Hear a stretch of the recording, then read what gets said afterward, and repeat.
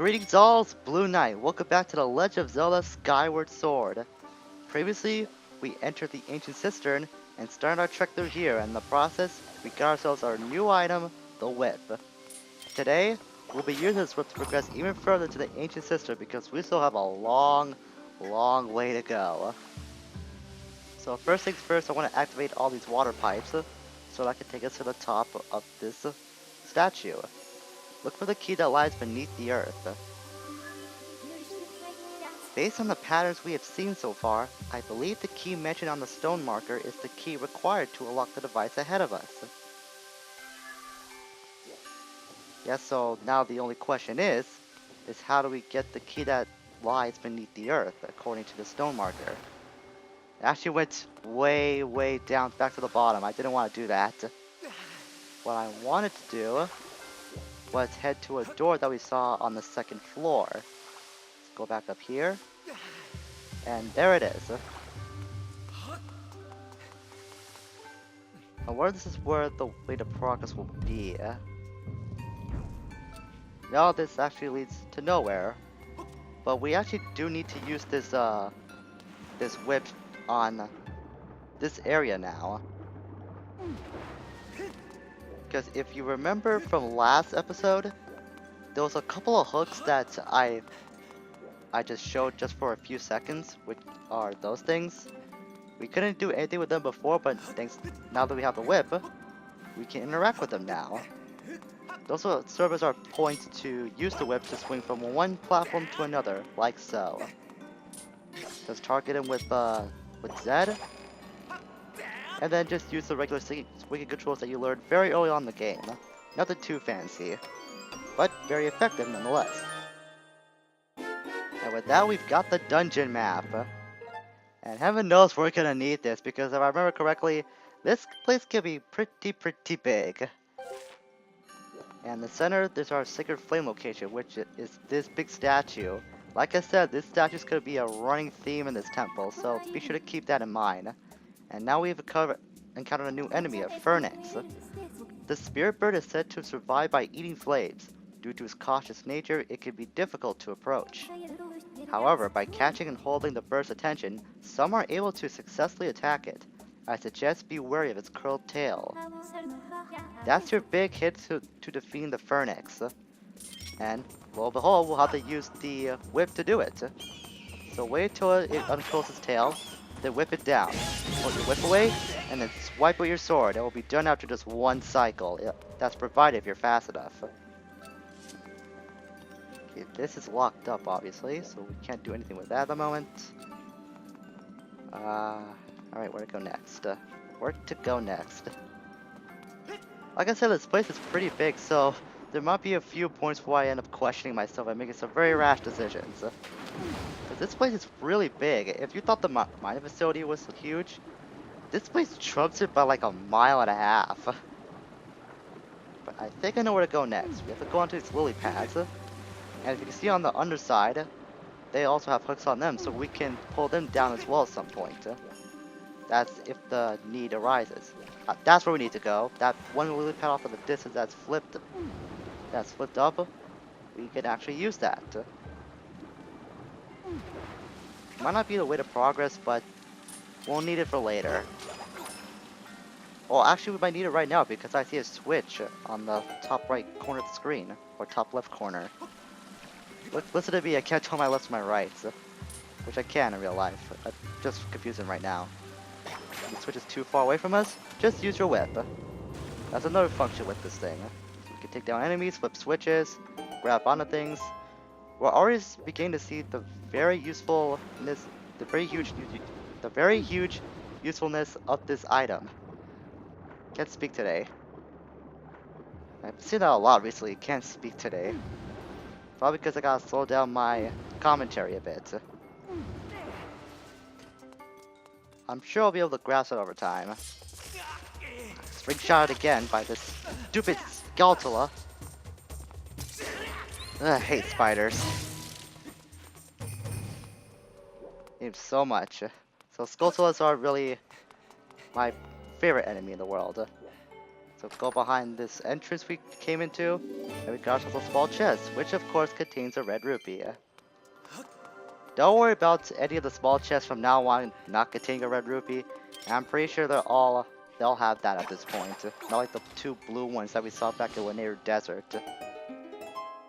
I have no idea why the developers did that. Probably just to mess with the players' expectations. Okay, now I see another green Pokemon over there. I wonder if that's anything we can use. Gotta target it first. No, it doesn't. Some Pokemons will have an item we can collect by just whipping our whip at them and then pulling back. But those are the kind of Pokemons we can't do that to right now. Okay, I see a bunch of blessed butterflies over there, not goddess butterflies, as I've always called them. Oh, goddess wall, and that stinking choo-choo. I saw it was gonna try to attack me, and it did. Chop of all his remains. Leave nothing to chance. I said leave nothing to chance. Get out of my face. Thank you. Yeesh. Alright, now I use this goddess wall. This time I'm looking to go for some rupees. So hopefully I'll be able to do it right. It looks more like a bomb than anything. I might just get more bombs as a result. Yeah, that's definitely a bomb. Oh, those were rupees. And a bunch of them too. Green, blue, red, and the whole enchilada. You know, apart from the other wealthy ones, but I'm cool with that. We're already nearing our 1400 wallet limit now. Very nice.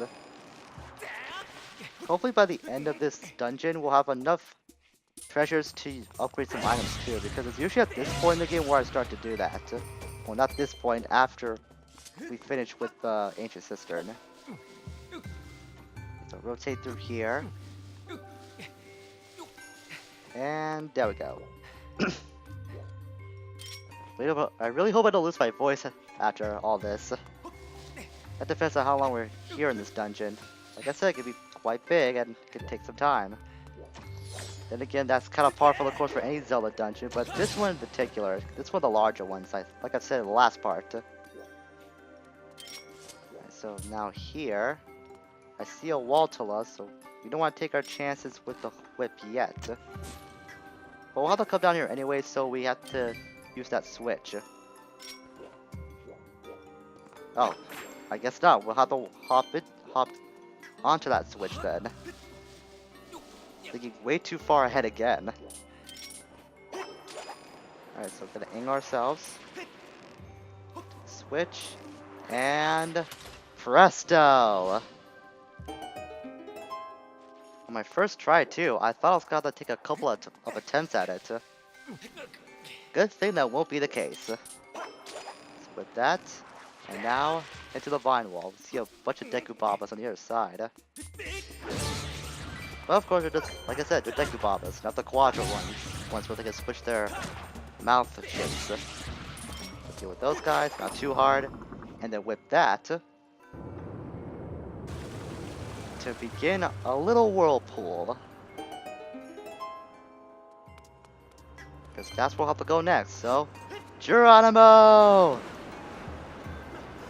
And we're taking part of the world's largest swirly.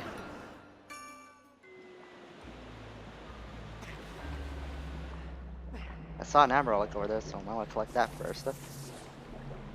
Oh, there's also these Skulltulas. But Skulltulas, from my recollection, can't really stand on the lily pads that well, so once you sever their thread, the lily pad should overturn.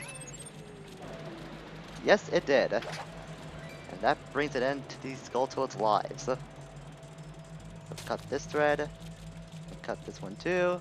But this will actually lead us to another hole that will go past that gate.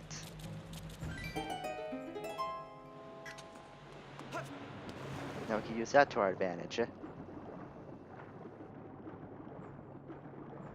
Swimming controls, kind of strange to get used to. I'll admit. I'm not sure why they had the swimming controls mapped to the Wiimote itself for movement. I guess just to emphasize the motion controls that they're trying to go for in this game. That's probably why. It's just kind of weird to get used to after a while, though, especially if you don't replay this game constantly. So that Reba has a key. Just whip it out from him, and now we have it. That was the kind of thing I was talking about when it came to interacting the Macaulets with the whip. You can do that to several other ones, but they'll have different items, obviously. So make sure to keep that in mind the next time you're up against a red or a blue Bokoblin.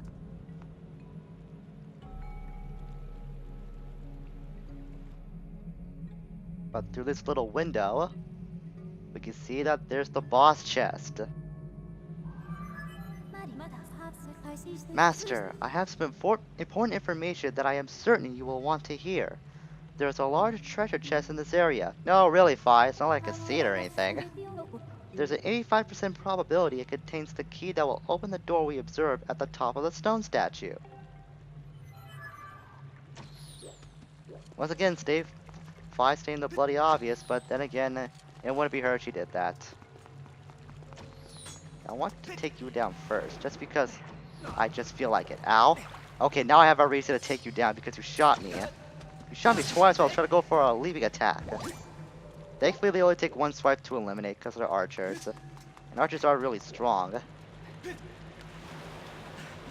Go up that pipe. Head down to this room that we actually seen before. It was on the other side of this gate that we viewed from earlier. So let's go open that right away before we do anything else. So we create ourselves a little shortcut. I'll use the whip to save some time. There we go. And we can see one of the four parts of that temple's order that we saw in the last part. So that's your clear indication that we have a shortcut now. Now where to go next is to go to this platform, swim up it. There's just anything over here that's of use. I'm surprised I haven't cut as much grass as I was expecting in this game, probably because I don't want to waste any more time. And besides, we'll be getting a lot of rupees along the way, so I guess it's not a total loss that I haven't been spending a lot of time cutting the grass. I like how Link tried to dive right into the water, but instead landed on the lily pad. I did a little somersault afterwards. Yeah, Link tends to do that whenever you're near water, I guess. Quadro Baba. I want to provoke it first, so deal with it a lot quicker than just waiting for it to strike us. Nothing. Okay. Want to jump down to that lily pad. As you can see, there's a red rupee underneath. But that's not the only reason why we want to uncover this hole. Go down, Link. Where'd that rupee go? There it is. I forgot to mention this, but when you're not swimming, you can use the control stick to swim slowly. So make sure to keep that in mind.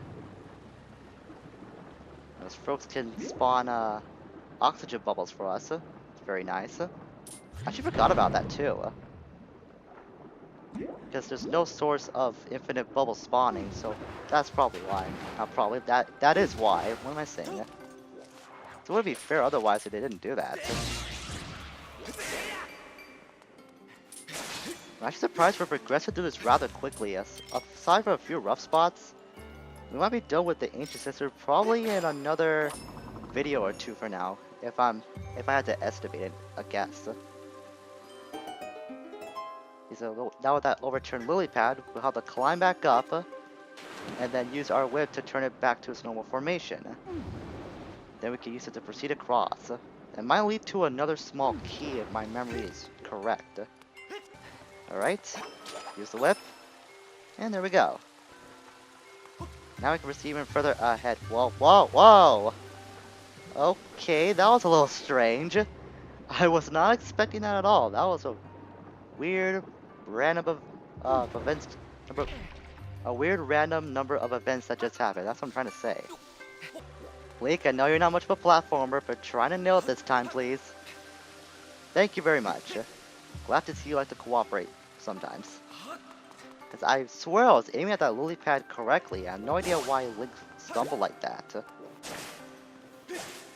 But we're past that, so no need to think about it anymore. Use the whip on this switch again. And now, another Phoenix. We're even higher up from the ground floor of the Ancient Cistern. We'll deal with this Phoenix first, just so it doesn't become much of a hassle for us down the line. And there we go. And all I got was a green rupee out of that? You're a schmuck. I think at first like that would supply something more valuable, but no, they're just, I guess, kind of common enemies. Then again, they're not that hard to deal with in this temple, so I guess that's why. I see a lot of wall tellas. I want to deal with these guys first. There's one, and here comes the other. Alright, got it. I'm running out of seeds too. Probably because of my trek up the great tree. Took a lot of seeds to go through since I had to climb up that multiple times just to get all the treasure chests. Well, not the treasure chests, all those 2 goddess cube chests. Not goddess cube chests, goddess cubes. Jeez, I'm getting my items mixed up today. There was a chest we just picked up with more rupees. Only 27 left. Or was it 23? I think it's actually 23 before we can hit our maximum capacity. Down here, nothing. Guess we'll just have to proceed forward. A bit more vine wall to climb through. I guess I'll use this time to talk about the architecture of some of the Ancient Cistern structures. There's a lot of Eastern culture structures that we've seen so far, especially the big Buddha statue that we keep seeing in the center of this temple.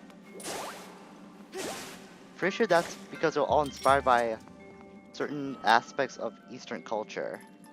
So you've seen that quite a lot around here, which I think is pretty cool because I've always been a bit of a fan of the Eastern culture because of their temple designs and their interesting lore too. So that's kind of why this temple is one of the more memorable ones to me, because of the design. So by flipping that switch, we lowered the statue. However, and end up covering up that boss chest. So now we'll have to go back into the big statue and use the door to access that new floor that we just discovered.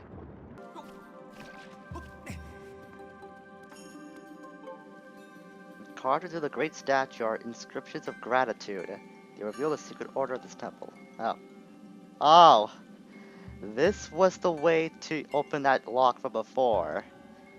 I can't believe I ignored this this stupid stone tablet. Whoops. I gotta admit something. I always seem to ignore that stone tablet whenever I'm in the Ancient Cistern because I always think it might just contain some flavor text or something. Or something just not important, but it always does, and I always forget about that. There's just some things you never remember from video games, like very crucial elements like that stone tablet. It's kind of embarrassing to admit, but it does happen. We have a new enemy to face, a cursed bokoblin. This horrifying bokoblin reanimates after death. Analysis indicates it fears pure, shiny items and will startle at the sight of a sacred shield, which is what we happen to have. It's able to reanimate purely through its hatred of this world, and its attachment to outlandish underpants. Man, some things just never change. So if you use a shield bash, it will drive the cursed bokoblins back. That'll be a perfect time for you to strike. No matter how many volleys of strikes you do, they will always keep getting back up. The way to finish them off for good is by using a fatal blow once you knock them down. Thankfully, the cursed Pokemons don't constantly spawn, so you don't have to worry about that. Just clear out the few numbers that there are, and you'll be set to proceed further along this lower ground. So you're really putting that fatal blow actually to use. If you're a fan of the fatal blow, I feel like you haven't been using it enough. Well, here's your area to use it. Alternatively, as you just saw, you can knock it into this huge vat of very dirty water, and it'll just sink in. So that's all the Pokemons dealt with. Those skulls might not have anything useful, so there's no point in trying to search for them. Deal with that.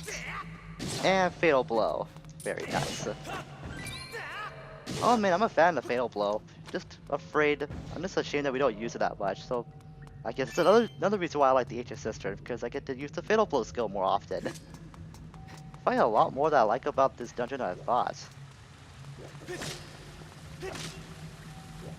Alright, so what would be a good stopping point, because this video's getting kind of long. Wait, fire keys. Oh yeah, we already see these guys before. I thought they were new enemies for some reason. Then again, this is like the first recurring enemy we face in a dungeon. So I guess that's why. But thankfully I could just take him out with no fear in the world since our shield is impervious to fire. Though it's not that durable, but it can recharge over time. So there we go. Another pack of Blessed Butterflies. Another Goddess Wall.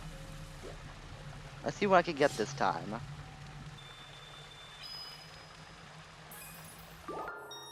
Plenty of hearts, very nice. I've come to learn that the more accurate your drawing is for the Goddess Walls, the more of that item you will spawn. So I guess that's another tidbit to keep in mind. But we're gonna stop here for today. We progressed quite a bit into the Ancient Cistern, so I think this will be a good stopping point. With that being said, next time on the Legend of Zelda Skyward Sword, we'll go even further into the Ancient Cistern and try to find some way to get to that boss key. Until we meet again, everyone, farewell for now.